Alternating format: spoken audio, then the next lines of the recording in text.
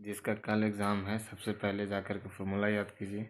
फिर उसके बाद ऑब्जेक्टिव कवर कीजिए। और 5 नंबर वाला जो है कंस्ट्रक्शन हो गया, फिर ट्रिग्नोमेट्री वाला हो गया, हाइट एंड डिस्टेंस, फिर हो गया जो 2-4 वाला रेखीय समीकरण होगा उसको प्रैक्टिस कर लीजिए। और सबसे पहले आप देखिएगा कि जो आपको क्वेश्चन सॉल्व हो रहा है पहले, सपोज दैट अगर 50 को क्वेश्चन आएगा, 50 को आएगा ही, तो उसमें सब 40 को ऐसा क्वेश्चन होगा कि जो आपसे पहले बनेगा। जो बनेगा पहले वो सोल्यूशन कीजिए। अगर नहीं सोल्यूशन होता, अगर 10 वो बच गया, अगर आपको लग रहा है कि नहीं अब हमसे नहीं बन रहा है, तो 10 को है एक अंठगानी जय सिया राम नाम लेकर के उसको मार दीजिए। 1-2 को नहीं तो कम से कम 4-5 को तो सही होगा ही ना। अंठगानी मारिएगा भी तो सही हो जाएगा।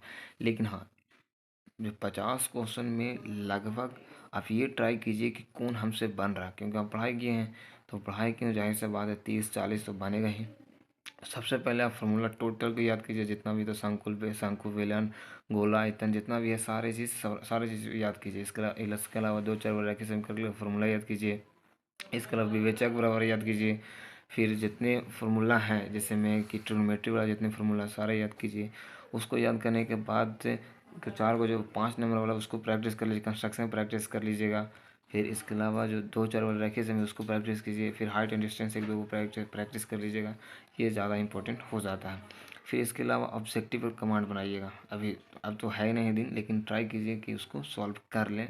सब में से 5-5 को 10-10 को सॉल्व कर लीजिएगा, ताकि रिवीजन माइंड में एक रिफ्रेशमेंट आ जाए। ठीक है। और जा कर के थोड़ा सा एक हैंड रिटन प्रैक्टिस कर लीजिए किस तरह से इसको लिखना। और एक फाइनल रिजल्ट बताते हैं। सपोज डेट कभी कभी ऐसा होता है कि हम क्वेश्चन बना रहे हैं और हमको ऐसा लग रहा है कि बन रहा है सही, बट क्या होता है कि लास्ट में आंसर नहीं आता है। अगर नहीं आता, अगर आपको लग रहा है कि हमको इतना ही तक बना है, अब नहीं आंसर मैच नहीं कर रहा है, तो चुपचाप करना ये है कि वहाँ पर आंसर लिख के ख़त्म कर देना है।